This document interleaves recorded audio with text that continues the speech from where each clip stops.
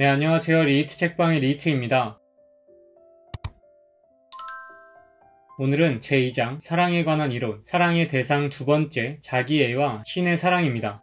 네 번째는 자기애입니다. 우리는 흔히 다른 사람을 사랑하는 건 좋은 것이지만 자기 자신을 사랑하는 건 죄라고 생각하곤 하죠. 카이뱅은 자기애를 페스트라 했고, 또 프로이트는 성욕이 타인을 향하는 것은 사랑이고 그것이 자기에게로 향하는 것을 자기애라고 말했습니다. 프로이트의 주장대로라면 사랑과 자기애는 한쪽이 커지면 커질수록 다른 쪽은 작아진다는 의미로 볼 때 서로 배타적이라고 할 수 있죠. 에리 프롬은 여기에 몇 가지 의문을 제기합니다. 심리학적인 관찰로서 자기에 대한 사랑과 타인에 대한 사랑 사이에 근본적인 모순이 존재한다는 명제를 뒷받침할 수 있을까? 자기에 대한 사랑이 과연 이기심이라는 것과 동일한 현상인가? 아니면 그 반대인가? 게다가 과연 현대인에게 있어서 이기심이란 지능적이고 정서적이며 감각적인 모든 능력을 가진 개인으로서 자신에 대한 관심인가? 그는 자기의 사회 경제적 역할의 부속품이 되지 않았는가? 그의 이기심은 자기애와 동일한가? 그렇지 않으면 이기심은 자기의 결여로 생기는 것이 아닌가? 에리 프롬은 먼저 이기심과 자애심의 관계에 대한 논의를 하기 이전에 타인에 대한 사랑과 자기에 대한 사랑이 서로 배타적이라는 표현은 잘못됐다는 걸 강조해야 한다고 말합니다. 칼뱅의 주장과는 달리 타인을 사랑하는 것이 덕이라면 나를 사랑하는 건 역시 덕이어야 한다는 거죠. 여기에서 에리 프롬은 유명한 성경 구절을 인용합니다. 이웃을 내 몸과 같이 사랑하라. 저자는 이것을 근거로 타인의 사랑과 자기 자신에 대한 사랑은 분리될 수 없도록 연결되어 있다고 말합니다. 왜냐하면 자기 자신을 사랑하지 못하는 자는 타인 역시 사랑할 수 없기 때문이죠. 왜냐하면 사랑할 수 있다는 건 이전 영상에서도 말했듯이 사랑할 수 있는 힘의 실현이기 때문입니다. 내가 사랑할 수 있는 힘이 있어야만 타인을 사랑할 수 있는 거죠. 그러므로 자기애는 이기심과 확실히 다릅니다. 왜냐하면 이기적인 사람은 오직 자기 자신에만 관심이 있고 모든 것을 자기 자신을 위해 원하며 주는 데서가 아니라 받는 데서 기쁨을 찾기 때문이죠. 반대로 자기애는 주는 것에서 기쁨을 느끼는 것을 말합니다. 이기심은 모든 것을 자기에게 이익이 되는가 하는 관점에서 판단하죠. 그래서 에리 프롬은 이기적인 사람은 근본적으로 사랑할 수 없다고 말합니다. 우리가 볼 때 이기적인 사람이 자기 자신을 사랑하는 것처럼 보이지만 그렇지 않다는 거죠. 에리 프롬은 이렇게 말합니다. 이기적인 사람은 자신을 매우 사랑하는 것이 아니라 전혀 사랑하지 않는다. 사실 그는 자신을 미워한다. 이런 자기 자신에 대한 호감과 보살핌의 부족은 그의 생산성 부족의 한 표현에 불과하며 자신을 공허하고 좌절된 상태로 남겨두는 것이다. 그렇다면 비이기적인 것이 좋은 걸까요? 아닙니다. 이기적인 사람이 자기 자신에만 관심이 있다면 비이기적인 사람은 자신을 위해서라면 아무것도 원하지 않고 오직 타인을 위해서 살며 자기를 대단하게 생각하지 않는 것을 자랑으로 삼는 사람이죠. 그러나 비이기주의라는 표면 뒤에는 미묘하지만 매우 강렬한 자기 중심성이 숨어 있습니다. 한 어머니가 자기 자신을 돌보지 않고 즉 비이기적인 마음으로 아이를 사랑한다고 했을 때 그 아이는 불안해하고 긴장해 있으며 어머니의 비난을 두려워하고 어머니의 기대에 맞춰 살려고 안간힘을 쓰게 되죠. 비이기적인 어머니는 이러한 표현을 자주 사용합니다. 내가 널 얼마나 사랑하는데 어떻게 너가 나한테 이럴 수 있어. 에리 프롬은 이기적인 어머니와 비이기적인 어머니가 아이에게 미치는 영향은 크게 다르지 않지만 비이기적인 어머니의 영향이 더 나쁘다고 말합니다. 이기적인 어머니의 행동은 눈에 보이기 때문에 자라나는 아이가 그것을 비판할 수 있지만 비이기적인 어머니의 자기 중심적인 행동은 눈에 보이지 않기 때문에 아이는 그것을 비판할 수 없게 되죠. 어머니의 비이기심은 아이가 어머니를 비판하지 못하게 하기 때문이다. 아이들은 어머니를 실망시켜서는 안 된다는 의무감에 사로잡혀 있고 덕이라는 가면 아래서 삶에 대한 정의를 배운다. 그래서 에리 프롬은 이기적, 비이기적 어머니의 사랑보다 자기를 사랑하는 어머니의 사랑을 통해 자식들이 사랑과 기쁨과 행복이 무엇인가 하는 경험을 더 확실하게 할 수 있다고 말합니다. 에리 프롬은 독일 신비주의의 대표적 사상가 에크하르트의 말을 인용하죠. 만일 당신이 자신을 사랑한다면 당신은 모든 사람을 사랑하고 있다. 당신이 자신보다 다른 사람을 덜 사랑하는 한 당신은 자신을 사랑하는데 진실로 성공하지 못할 것이다. 그러나 당신을 포함해서 모두 사랑한다면 당신은 그들을 한 사람으로 사랑하게 될 것이며 그 사람은 신인 동시에 인간이다. 따라서 그는 자신을 사랑하며 모든 사람들을 똑같이 사랑하는 위대하고도 공정한 사람이다.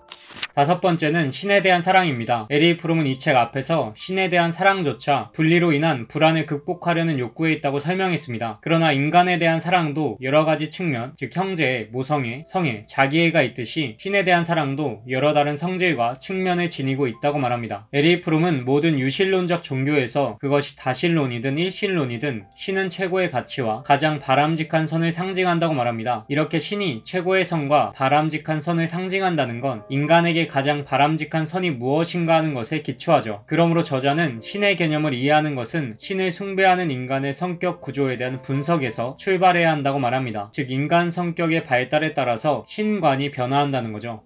인간은 본래 자연과 하나였지만 자연으로부터 분리되었을 때 먼저 동물을 신으로 숭배합니다. 동물이 토템으로 바뀌어서 엄숙한 종교적 행위나 전쟁에서 동물의 탈을 쓰는 것을 보면 쉽게 이해할 수 있죠. 그 이후 인간의 기술이 장인과 예술가의 기술로 발달되었을 때 인간은 동물과 식물로부터 벗어나 자기 손으로 만든 것을 신으로 바꾸어 놓습니다. 이때를 점토나 은, 금으로 만든 우상을 숭배하는 단계라고 할 수 있죠. 이것보다 더욱 발전된 다음 단계에서는 인간은 신에게 자신의 모습을 부여하기 시작합니다. 이 단계는 두 가지 방향으로 나아갑니다. 첫째는 신의 본성이 남성적인가 여성적인가 하는 문제이고, 또 다른 하나는 인간이 만든 신의 본성과 그 신에 대한 사랑의 본질을 결정하는 성숙도에 관련된 것이죠.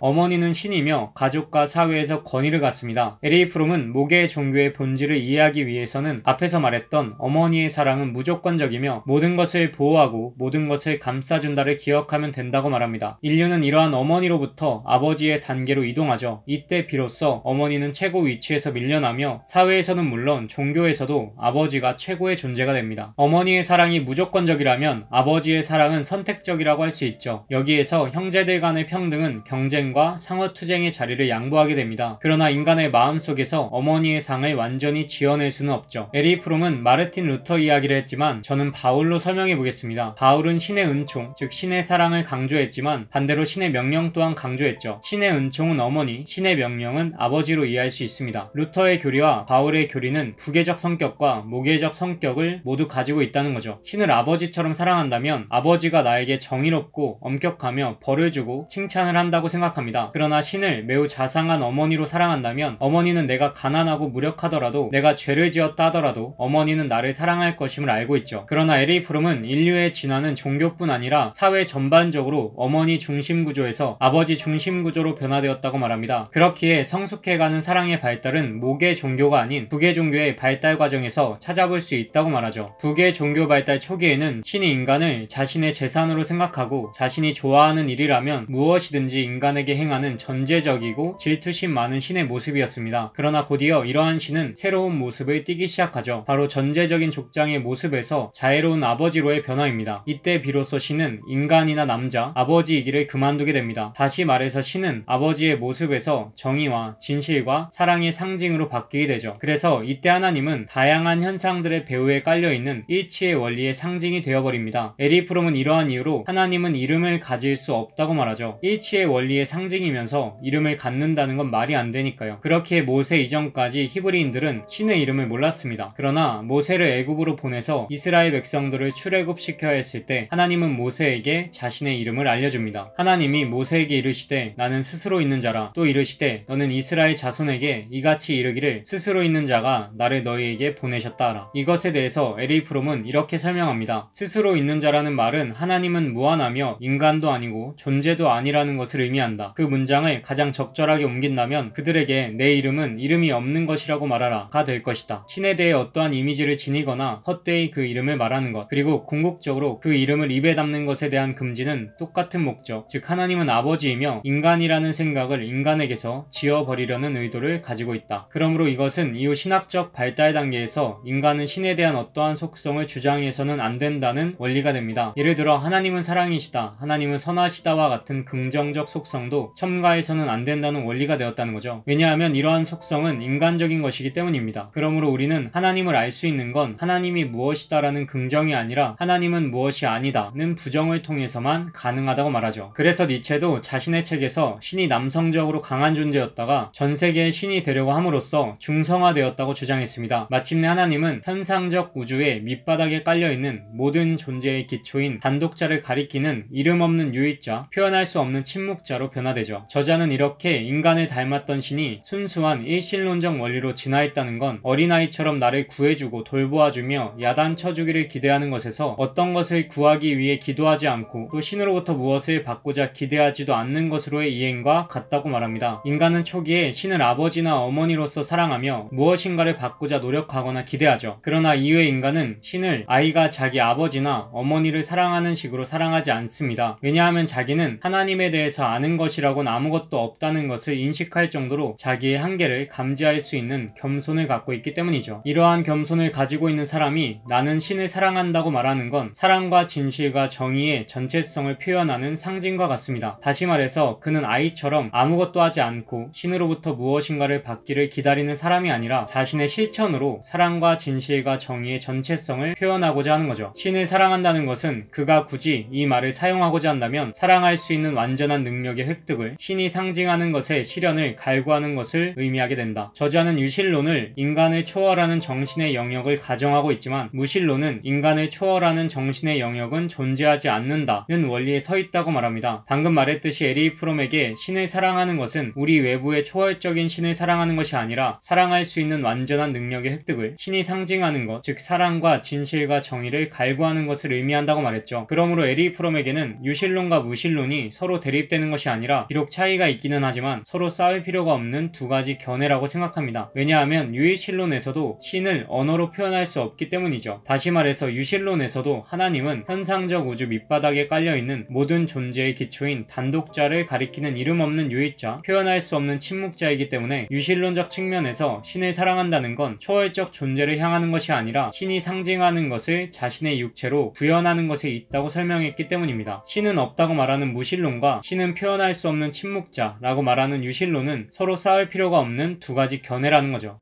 에리 프롬은 신을 바라보는 관점은 정신의 성숙도와 연관되어 있다고 말합니다. 그러나 저자는 그것을 고찰하기에 앞서 서양 철학과 동양 철학의 차이점에 대해 먼저 설명합니다. 에리 프롬은 아리스토텔레스 이후로 서구 세계는 아리스토텔레스 철학의 논리적 원리를 추종하면서 나왔다고 말하죠. 아리스토텔레스 논리학은 사과는 사과다 라는 동일률, 사과는 오렌지가 아니다 라는 모순율, 사과는 사과이면서 오렌지가 될 수 없고 사과는 사과도 아니고 오렌지도 아닐 수 없다는 배중률로 이루어져 있습니다. 배중률은 문자 그대로 그 어느 것도 아닌 중간 개념은 있을 수 없다는 원리라고 할 수 있죠. 이런 아리스토텔레스의 논리학과 대립되는 것으로 동양적 사고방식, 즉 역설의 논리학이 있습니다. 이것은 중국과 인도의 사상, 헤라클레이토스의 철학에서 나타나고 이건 변증법이라는 명목 아래 헤겔과 마르크스의 철학이 되었다고 말하죠. 에리 프롬은 이러한 역설의 논리학은 서양에서 헤라클레이토스의 철학을 통해 최초로 표현되었다고 말합니다. 대표적 표현이 강물에 대한 이야기죠. 우리는 같은 강물에 들어가지만 같은 강물 속에 있지는 않다는 이 명제는 역설의 논리학의 대표적 예라고 할 수 있습니다. 그리고 노자의 철학에서도 이러한 역설의 논리학이 드러난다고 말합니다. 아리스토텔레스의 논리학에 따르면 무게는 가벼움이 아니고 정지는 운동이 아니다 라고 할 수 있지만 노자는 무게는 가벼움의 뿌리이고 정지는 운동의 지배자이다 라고 말했다는 겁니다. 그래서 에리 프롬은 인도 사상이나 소크라테스의 사고처럼 도교에서도 사고가 나아갈 수 있는 최고의 단계는 우리가 아무것도 모른다는 것을 아는 것이라고 말합니다. 이건 역시 역설의 논리학이죠. 그래서 에리 프롬은 최고의 신에게 이름을 붙일 수 없다는 것은 이 철학의 귀결에 불과하다고 말합니다. 왜냐하면 궁극적인 실제, 궁극적인 일자는 말이나 사고로 파악할 수 없기 때문이죠. 신을 안다면 그것에 대해 말하려고 하지 않을 겁니다. 그러므로 신에 대해 말하려 하는 사람은 신을 알지 못한다고 할 수 있겠죠. 에리 프롬은 이러한 역설의 논리학은 신의 개념과 중요한 관련을 갖고 있다고 말합니다. 여기에서 도의 이름 없음과 모세에게 자기를 드러낸 신의 이름 없음, 즉 에크하르트의 절대 무아의 관련을 엿볼 수 있다고 말하죠. 비록 인간이 무엇이 신이 아닌가를 아무리 잘 알고 있더라도 무엇이 신인가는 알 수 없다. 따라서 무에 만족하더라도 정신은 모든 것 가운데 가장 선한 것을 요구한다.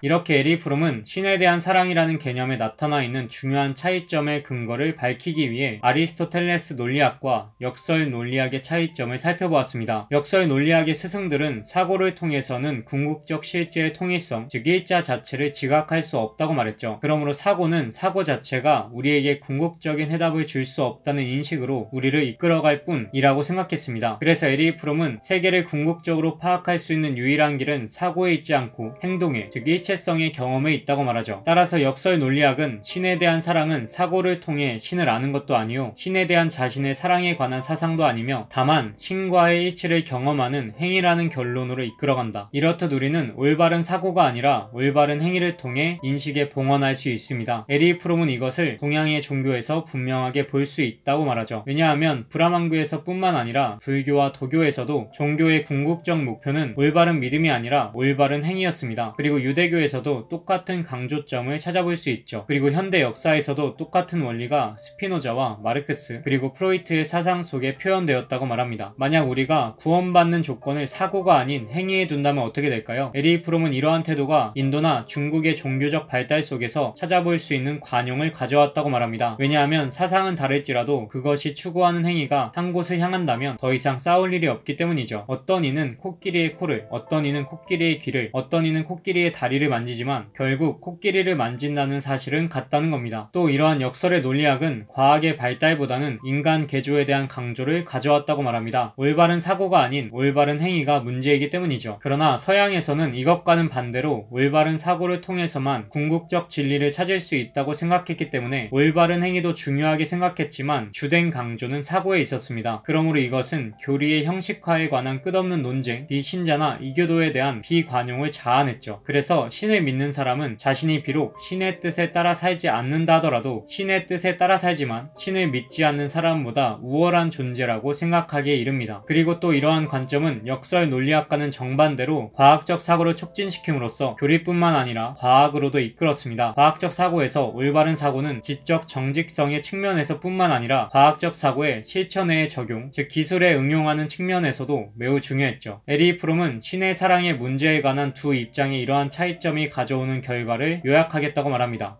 서양에서의 신에 대한 사랑은 기본적으로 사고의 경험입니다. 반대로 동양의 종교와 신비주의에서 신에 대한 사랑은 강렬한 일치성의 경험이며 삶의 모든 행위 속에서 이 사랑을 표현하는 것과 분리될 수 없죠. 인간은 초기에 어머니와 같은 신을 필요로 했습니다. 인간은 이 신으로부터 모든 것을 덮어주는 어머니의 사랑을 갈구하죠. 그러나 인류는 점점 어머니로부터 벗어나 아버지로 전환되며 아버지는 사고와 행위의 지도 원리가 됩니다. 이 단계에서 어린이는 아버지의 칭찬을 듣고 아버지의 불쾌감을 피하려는 욕구에 의해서 자극되죠. 그리고 마침내 완전히 성숙한 단계에 이르면 그는 자신을 보호하고 명령하는 힘으로서의 어머니라는 사람과 아버지라는 사람에게서 벗어납니다. 에리 프롬은 이렇게 말하죠. 신이 외부에 존재하는 힘이기를 그만두며 인간이 자신 안에 사랑과 정의의 원리를 흡수하고 신과 일체가 되는 단계에 이르고 마침내는 시적이고 상징적인 의미로서만 신에 대해 이야기하는 단계까지 이르게 된다. 에리 프롬은 이러한 고찰을 통해서 전 영상에서 말했던 신에 대한 사랑과 부모에 대한 사랑은 도저히 분리될 수 없는 것이라고 말합니다. 또 인간이 어떠한 성숙도를 가지고 있느냐에 따라서 그의 신관이 바뀔 수 있다는 거죠. 만약 어머니적인 것에 머무르고 있다면 그는 모든 것을 보호해주는 어머니와 같은 신에 머무를 것이고 그가 아버지적인 것에 머무르고 있다면 그는 벌을 주고 상을 주는 아버지와 같은 신에 머무를 겁니다. 그래서 본질적인 문제는 그가 어디까지 성장하는가 하는 것일 뿐이겠죠.